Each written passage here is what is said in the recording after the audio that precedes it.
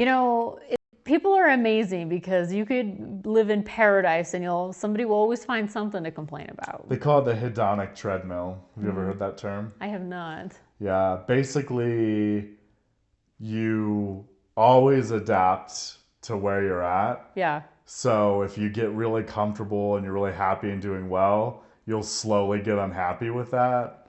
And it's a treadmill because you're always moving. But it goes the other way too. You can't just get to a really nice spot and just stay there.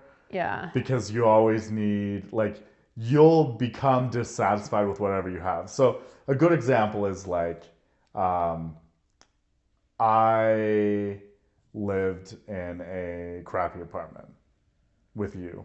I was going to say, was I there? Because I Yes. also lived in a crappy apartment. And we were so happy to have our own place, but it was crappy. Then we moved to a 2-bedroom apartment in a little nicer neighborhood. That was nice. And that was like, wow, this is nice. Yeah. But then we're like, oh, but we can't have cats.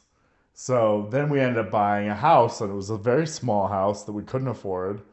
And we started the business, but we wanted a place for cats to live. It was a decent, honestly, it was probably too big of a house for what we needed. Yeah, it was just about right. Yeah. But I mean, relatively. A starter these home, days, they call it. Yeah. It's a starter home. And so we got a place so we could have cats, and we were pretty comfortable there.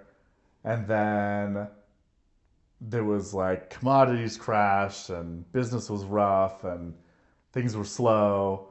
So then I moved back to another crappy apartment and started over. And then I was like, oh man, that small house was so nice, and that 2-bedroom apartment was so nice, and kind of reset. So it's just that treadmill, and then eventually, like, you can live in a beautiful castle and you'll find things to not like about it. You know, you can be unhappy anywhere, so you might as well be happy everywhere.